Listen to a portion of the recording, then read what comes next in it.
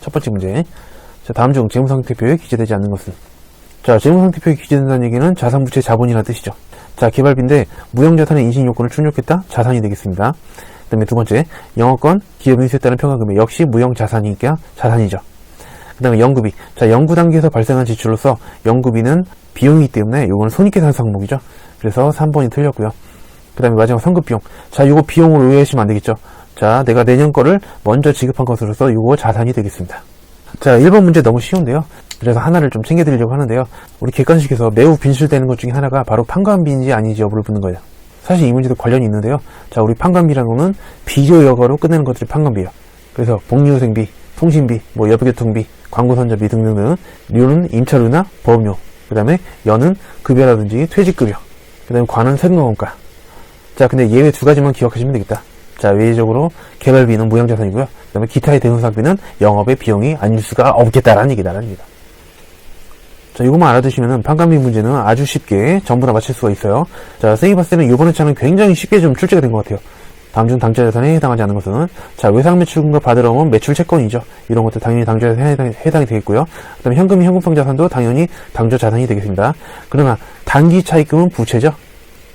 그래서 얘는 자산 자체가 아니기 때문에 정답은 4번이 아닐 수가 없겠다라는 얘기다랍니다. 됐죠? 자, 1, 2번 정확히 전부 다 맞춰주셔야 되는 그런 문제가 아닐 수가 없겠네요. 자, 3번 다음 중 무형자산에 대한 설명으로 옳지 않은 것은? 자, 무형자산의 소비되는 형태를 신뢰성 있게 결정할 수 없을 경우 정률법으로 생각한다? 아니죠. 자, 원칙적으로는 합리적인 방법을 사용해서 생각을 하되, 자, 요걸 알 수 없을 경우에는 정의법을 사용하는 것이다. 그래서 정률법이 아닌 것이죠. 자, 1번이 틀렸기 때문에 정답이 되겠고요. 무형자산을 취득하는 경우 수익비용 대응의 원칙에 따라 합리적인 방법을 이용하여 생각한다. 네, 이건 맞는 내용이 되겠습니다. 원칙은 합리적인 방법이고요. 그 다음에 영업권이나 산업재산권, 특허권이라든지 디자인권, 실용시설권 이런 것들, 그 다음에 개발비 등이 무형자산에 해당한다. 맞고요. 마지막으로 영업권은 두 가지겠는데요. 자, 내부 창출 영업권이 있고, 그 다음에 외부 구입하는 영업권이 있어요. 자, 일단 영업권은 외부에서 구입한 것만 인정이 되죠. 그래서 우리가 A라는 회사를 이제 인수합병 하려고 하는데 이 회사가 자산에서 부채를 빼면은 5억 원짜리 회사예요. 그럼 이 회사의 자본, 즉 외형적으로는 5억 원짜리 회사가 맞아요. 그렇지만 우리 회사가 더 가치를 높게 봐서 8억에 샀다. 그러면은 요거를 초과하는 3억 원, 요게 더 준 거죠. 요게 바로 영업권이 아닐 수가 없겠다라는 얘기다. 요거는 인정이 돼요. 금액도 확실하죠. 실제로 거래된 거예요. 그러나 내부 창출된 영업권은 뭐예요? 자, 우리 회사가 장사를 굉장히 잘해요. 그래서 사장님이 야, 우리도 영업을 개상하자. 3억 원, 장부 적어. 이런 건 안 된다는 거죠. 그래서 실제로 외부 구입한 영업권만 인정이 되지 않을 수가 없겠다라는 얘기다. 4번. 자, 기말에 창고의 재고 금액을 겁나 실상여가 30만 원이었다. 추가로 아래 항목들을 발견하였다. 정확한 기말 재고 자산 금액은 얼마인가? 자, 우리 회사가 이렇게 창고가 있어요. 자, 여기 지금 재고가 이렇게 쌓여 있는데 여기 지금 30만 원어치 있어요. 자, 근데 도착지, 목적지 인도조건으로 판매하여. 자, 여러분들, 이거 내가 지금 사는 건지 파는 과정인지가 중요한 건데, 내가 지금 파는 중이에요. 자, 현재 운송 중인 재고가 2만원치 있어요. 내가 지금 팔고 있는데, 자, 도착지, 혹은 목적지 인도 기준이라는 거는 그쪽에 도착을 해서 상대방한테 들어가야 이제 그때 소유권이 이전되는 거죠. 그래서 지금 열심히 배를 타고 가고 있는 거, 요거 아직 도착하기 전이기 때문에 내 거예요, 내 거. 그래서 요거는 더해줘야 돼요. 2만원 내 거다. 위탁지로부터 받아 창고에 보관 중인 스탁품. 내가 지금 요거를 갖고 있는데 여기 일부에 여기에 3만원어치가 있어요. 근데 요거는 내게 아니죠. 요거는 다른 회사 거를 내가 지금 단순히 보관만 하고 있는 거기 때문에 얘는 빼줘야 돼요. 그래서 자, 요 2만원짜리는 내게 맞으니까 요거는 더해줘요. 그 다음에 요건 남의 거니까 빼주면 되겠죠. 그래서 30만원 더하기 2만원 빼기 3만원 하시면은 정답은 1번이 되겠다는 얘기다. 됐죠? 요건 내가 지금 판매 중인지 아니면 구입하는 중인지 요게 가장 핵심이 아닐 수가 없겠다는 얘기다. 됐죠? 다음 문제. 자, 5번. 다음 중 단기매매증권에 대한 설명으로 가장 옳지 않은 것은? 자, 단기매매증권은 당좌자산이죠. 자, 유가증권 세 가지가 있는데 단기, 매도, 만기가 있는데 얘는 당좌자산이고 나머지 얘네 둘은 투자자산이죠. 자, 얘는 당좌자산 맞아요. 그 다음에 단기매매증권은 주로 단기간 내 매매차익의 목적으로 취득한 유가증권으로서 매수와 매도가 겁나 적극적으로 빈번하게 이루어지는 것을 말한다. 맞는 설명이 되겠고요. 자, 단기매매증권의 취득과 관련된 거래원가, 즉 취득 수수료죠. 최초 인식하는 공정가치에 가산한다? 아니죠. 자, 별도의 수수료 비용으로 겁나게 인식을 한다라는 얘기다. 그리고 자, 우리 시험에 나오는 수술 비용은 다 800번대인데 얘만 또 900번대예요. 영업의 비용이라는 뜻이에요. 겁나 특이하죠? 정답은 3번이 되겠고요. 마지막 단기면직권에 대한 미시전 보유손익. 자, 미시전 보유손익이라는 거는 기말에 평가를 했다는 뜻이에요. 평가손익이라는 뜻이에요. 단기손익 항목을 처리한다. 맞죠? 자, 위가지고 세 가지 중에서 자, 공정가치 즉 시가로 평가하는 거는 단기랑 매도인데 단기면직권의 평가손익은 단기손익 항목이 맞고요. 그 다음 참고적으로 매도 가능 주권을 평가했다. 그때 평가손익은 기타 포괄손익으로서 BS의 자본이 되겠죠. 자, 유가증권도 객관식이 굉장히 빈출되는 내용이기 때문에 정확히 잘 알아두실 필요가 있겠다라는 얘기다. 6번 문제. 다음 회계처리에 일어난 부채의 증가액은 얼마인가? 자, 회사는 현금 배당을 하기로 하였으며 아래와 같이 회계처리하였다. 지금 보시면은 이익경을 감소시키면서 자, 미지급 배당금이 늘어났죠. 아, 요거는 회사가 현금 배당을 결의했을 때 분개네요. 자, 이익의 경우는 자본 감소죠. 미지급 배당금, 부채 증가. 나중에 돈으로 이제 주주들한테 배당을 줘야 돼요. 그 다음에 법정적립금, 요거 자본 증가죠. 너무 문제가 간단하고 쉽게 나왔어요. 그래서 자, 부채 증가액은 바로 20만원이죠. 정답은 2번이 아닐 수가 없겠다라는 얘기다. 자, 다음 문제. 7번. 다음 중 자본에 대한 설명으로 겁나 옳지 않은 것은? 자, 첫 번째. 이익금을 자본 전입하는 주식 배당 시 자본금 겁나 증가하고 이익금 감소한다. 맞는 설명이 되겠습니다. 일단 현금 배당이든지 주식 배당이든지 배당의 재원은 이익금이기 때문에 자, 이익금을 겁나게 감소시켜요. 10만원으로 치자. 자, 우리 주식 배당의 경우에는 주권, 즉 종이를 인쇄를 해서 자, 액면가액 예를 들어서 뭐 5천원짜리다. 그러면 그 종이에 5천원이 적혀 있는 거예요. 자, 여러분들 이 종이는 주식이라고 안 하고 이 주권이라고 불러야 돼요. 자, 여기 적혀 있는 게 액면가액이요. 이런 식으로. 자, 액면가액. 요거를 교부하죠. 인쇄를 해가지고 주주들한테 이 주권을 나눠주는 거예요. 여러분들 이 자본금의 정의가 바로 액면가액이거든요. 그래서 이 종이를 한 장 인쇄하면은 액면가액, 즉 자본금이 5천원 늘어나요. 또 한 장 딱 인쇄를 하면은 자본금, 즉 액면가액이 5천원 또 인쇄가 되니까 5천원 늘어나겠죠. 그래서 자, 주식 배당을 하게 되면은 주권을 인쇄하기 때문에 거기 기재되어 있는 자본금, 자, 이 5천원짜리 주권이 20장 인쇄가 되는 거기 때문에 자, 자본금도 이렇게 10만원 증가를 하게 되는 것이 아닐 수가 없겠다는 얘기다. 그래서 대변의 자본금은 증가하고 맞고요. 차변의 이익 경우 감소한다. 네, 맞는 설명이 아닐 수가 없겠다는 얘기다. 자, 그 다음에 두 번째. 주식 발행 초과금은 주식의 발행가액의 액면가액을 초과하는 경우 초과액을 말한다. 지금까지 6번까지 너무 쉬웠고 7번이 좀 생각해볼 만한 그런 문제인데요. 주식 발행 초과금. 자, 주식의 발행가액. 자, 이거는 받은 돈이에요. 내가 주식을 발행하면서 받는 돈. 차변이겠죠. 그 다음에 액면가액. 방금 말씀드린 대로 자, 이거는 자본금으로서 대변의 분기가 되겠죠. 예를 들어서 주식의 발행가액이 10만원. 즉 나는 주식 발행하면서 10만원 받았는데 자본금이 5만원 증가한다. 자, 그럼 대변에 5만원 부족하니까 주식 발행 초과금이 5만원 발생하게 되는 것이 아닐 수가 없겠다는 얘기다. 자, 1, 2번 모두 맞는 설명이었고요. 기말 재무상태표상 미처분 잉여금은 단기 잉여금의 처분사항이 반영되기 전의 금액이다. 네, 맞는 설명이 아닐 수가 없겠다는 얘기다. 4번. 자, 이게 틀렸는데요. 주식 배당이랑 무상증자 시 순자산, 즉 순자산 자본이라는 뜻이에요. 자산이 아니라 자본의 증가가 겁나게 발생한다? 아니죠. 방금 전에 살펴본 대로 자, 주식 배당 이익을 감소시키면서 주권을 발행해서 인수해서 교부하기 때문에 자, 여기 적혀있는 액면가액만큼 자본금이 늘어나요. 자, 그리고 무상증자는 뭐예요? 자, 무상증자. 자, 주식 배당이랑 무상증자 차이는 재원이 차이예요. 재원. 자, 어떤 것을 재원으로 하느냐. 자, 무상증자 같은 경우는 자본잉여금이나 배당 불가능한 그런 어떤 이익준비금 이런 것들을 재원으로 해서 주식을 나눠주는 거예요. 자, 무상증자 역시 주권을 인수해서 교부해주기 때문에 자, 요걸 인수하면은 액면가액인 자본금이 역시 겁나게 증가를 하게 되어 있다라는 얘기다라는 얘기다. 그래서 얘네 둘 다 자, 전체적으로 봤을 때 자본의 변동이 없죠. 자, 4번이 틀린 내용이 아닐 수가 없겠다라는 얘기다라는 얘기다. 됐고, 자, 다음은 8번 문제.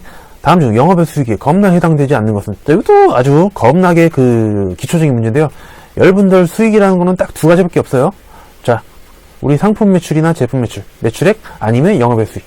그래서 매연차익, 자산수익, 채무면제익 다 영업의 수익인데 매출액 요거는 정확하게 말하면 영업수익이에요. 영업수익. 영업외의 수익이 아니라 영업수익. 그래서 4번이 영업의 수익이 아니겠다. 다음 문제.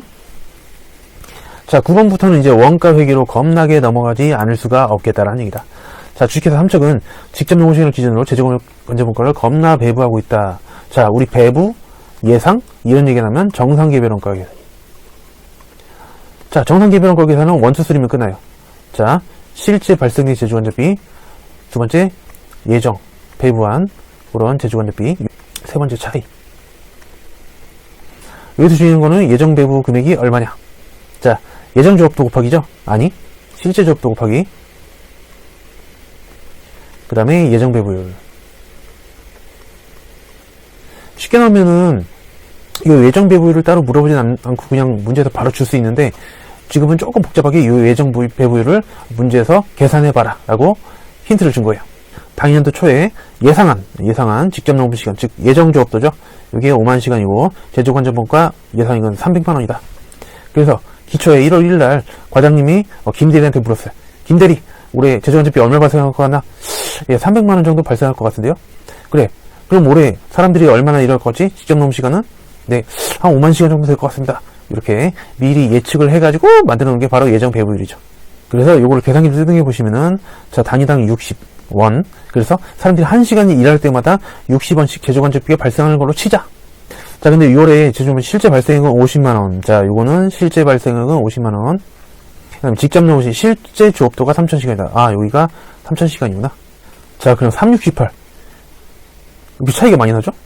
그래서, 자, 실제에 비해서 겁나게 과소죠. 자, 실제는 50만원인데, 겁나 과소하게 배부가 되었고, 자, 무려 32만원만큼 과소 배부가 일어났네요. 진짜로 그러냐? 진짜로 그렇다라는 얘기다. 네, 정답은 1번이 되겠습니다. 자, 이런 것도 원가 얘기는 우리가 거의 다 맞춰야 돼요. 네 문제인데 많이 틀리면 하나 틀릴 수 있어요. 반면폭격을 원가 행태에 따라 분류할 경우, 자, 행태는 고정비냐, 그 다음에 조업도의 변화에 따라 같이 변화하는 변동비냐. 자, 성격이 다른 하나는 무엇인가? 제품 제조에 사용하는 원재료. 네, 이건 변동비죠. 왜냐면은 많이 만들면은 많이 들어가고 조금 만들면 조금 들어가죠. 그 다음에 매월 일정하게 발생하는 임차료, 이게 바로 대표적인 고정비가 아닐 수가 없겠다는 얘기다. 그 다음에 시간당 지급하기는 노후비. 자, 일을 많이 하면, 즉 조업도가 많으면은 많이 들어가고 조업도가 줄어들면 조금 들어가니까 이것도 변동비가 되겠네요. 마지막, 사용에 따라 발생하는 전기요금. 자, 전기요금 같은 경우에도 전기를 많이 쓰면은 많이 발생하고 조금 쓰면은 조금 발생하기 때문에 바로 변동비가 아닐 수가 없겠다는 얘기다. 정답은 2번이 되겠네요. 자, 이번에 제 난이도가 굉장히 좀 쉬운 것 같아요. 전반적으로. 자, 다음 자료를 이용해 가공원가, 즉 가공비를 계산하면 얼마인가. 자, 직접 재료비는 다이렉트 머티리얼, 직접 노비, 다이렉트 레이버, 제조관비, 오버헤드 코스트. 자, 가공비, 가공원가는 밑에 거 두 개 더한 거죠. 그래서 250만원이랑 180만원. 겁나게 더해지면 정답이 되겠다. 자, 두 개 더하시면은 4번에 430만원이 되겠습니다. 되고, 너무 쉽게 출제가 됐어요, 지금. 자, 다음 중 원가 배분에 대한 설명으로 겁나 옳지 않은 것은, 자, 세 가지인데 바로 직접 배부법, 그 다음에 단계, 그리고 상호 배부법, 이거 세 가지가 있죠. 자, 직접 배부법은 보증금 상호의 유효성을 전혀 고려하지 않는 방법이다. 맞는 설명이 되겠고요. 그 다음에 직접 배부법은 보증금 상호 간의 용역수승계가 밀접한 경우 정합한 원가 배분이 가능하다. 겁나 틀린 얘기죠. 자, 우리 보조부문 같은 경우에는 식당이라든지 뭐 전력 부문이라든지 뭐 동력 부문, 그 다음에 기계 같은 거 고쳐주는 무슨 수선 부문, 이런 애들이 이제 보조 부문이고, 그 다음에 제조 부문이 따로 있는 거죠. 실제로 제품을 생산하는 그런 부문들. 자, 근데 얘네들이 서로 주고받는 게 거의 없어요. 거의 미미해. 예. 자기들끼리 서로. 그러면 직접 배부법이 좋아요. 그렇지만 얘네들 보조 부문 상호 간 용역수승계가 굉장히 많다. 그러면 직접 배부법을 쓰면 안 되겠죠. 그래서 용역수승계가 밀접하다 혹은 많은 경우 상호 배부법을 써가지고, 자, 얘네들 상호 간의 용역수승계를 완전히 인식하는 것이 가장 정확하겠다. 2번이 틀렸습니다. 자, 단계 배부법은, 자, 단계 배부법은 보조부문 간의 용역수승계를 일부 인식하는 거죠. 네, 그래서 보조부문 간의 일정 배분 순서를 정하고 순서에 따라 보조분비를 겁나 배분하는 방법이 맞다라는 얘기다. 마지막, 자, 단계 배부법은 용역수승계를 완전히 반영하지 못해요. 그래서 일부만 반영해요. 일부 인식, 일부 반영. 그래서 원가 계산의 부정성이 겁나게 존재를 하겠다라는 얘기다. 맞는 설명이요. 일부만 반영하기 때문에 부정하고요. 그 다음에 특히나 단계 배부법의 경우 순서를 겁나게 잘못 정해버리면은 오히려 직접 배부법보다도 더 부정할 수도 있다라는 얘기다. 됐죠? 순서를 잘 정해줘야 돼요. 자, 13번부터는 자, 부가치 되겠는데요. 자, 요것도 굉장히 쉽게 출제된 것 같아요. 부가치 패턴 면세 대상이 아닌 것은 수돗물 면세죠. 일반 의약품 아니죠. 미용품, 식료품 맞아요. 국내산이든 외국산이든 먹는 거는 다 면세요. 다음에 도서신문, 잡지, 광고, 뉴스통신, 면세점. 정답은 2번이 아닐 수가 없겠다라는 얘기다. 자, 약 중에서 단, 약사가 이제 제조 용역을 제공하죠. 그래서 아침, 점심, 저녁 나눠가지고 약을 만들어주죠. 그거는 면세인데, 이런 일반 의약품, 자, 뭐, 타이레놀 같은 거, 뭐, 사먹고, 뭐, 소 안 돼서 가스알맹 사먹고, 그런 거는 겁나 과세다라는 얘기다. 자, 14번. 공급 시기. 겁나 중요한 거예요. 이게 별표 5개짜리. 자, 할부 판매. 제어가 인도되거나 이용 가능할 때. 맞아요. 우리 단순 할부 판매나 외상 판매, 현금 판매 같은 경우에는 인도 기준이죠. 인도되거나 부동산 같은 경우는 이용 가능할 때. 맞고요. 반환조건부 판매. 네, 요거는 시용품부처럼 생각하시면 돼요. 그래서 조건이 성취되거나, 뭐, 구매자가 의사표시를 한다던가, 아니면은 기한이 지나서, 미약속한 기간이 지나서 판매가 확정되는 때 맞고요. 장기 할부 판매. 그 다음에 중간 지급 조건부, 완성도 기준 지급 조건부, 그 다음에 계속적 공급. 이런 애들은 대가의 각 부분을 실제 수령한 때가 아니라 대가의 각 부분을 받기로 한 때예요. 미리 약속한 때로 공급 시기를 하겠다. 그래서 3번이 틀린 내용이 되겠습니다. 폐업시. 잔존제한은 폐업하는 때, 즉 폐업일이에요. 얘는 신고납부 자체를 예정이나 확정 때까지 기다려주지 않아요. 왜냐면은 폐업하고서 세금 안 내고 도망갈 수 있기 때문에, 자, 폐업일이 속하는 달에 다음 달, 폐업했다면 다음 달 25일까지 겁나 신고 납부하고 관둬야 된다는 얘기다. 됐죠? 하나 더 챙겨드리자면은, 예를 들어서 장기할부 판매다. 그래서 요때 대가의 각 부분을 받기로 했어요. 예를 들어서 각 10만원씩 받기로 했다. 근데 자, 요 지점에 예를 들어 폐업했다. 그러면은 나머지 요 대가의 각 부분을 받기로 한 때까지 기다려줘요? 아니죠. 요 뒤에 있는 것까지 겁나 땡겨가지고 요 폐업하는 날, 즉 폐업일에 겁나 다 공급한 것으로 보지 아니할 수가 없겠다라는 얘기다. 됐죠?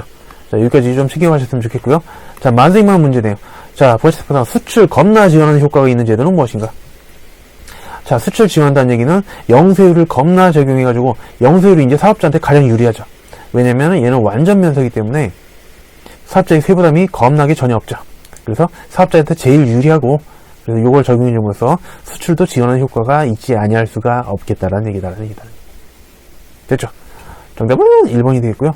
쌤이 봤을 때는 이번 회차 굉장히 무난하고 아주 굉장히 쉽게 출제된 것으로 보이고요. 여러분들 화이팅 하시고 다음 시험에서 꼭 합격하시기를 기원하도록 하겠습니다. 자, 다음 시간에 만나요. 친구들 안녕.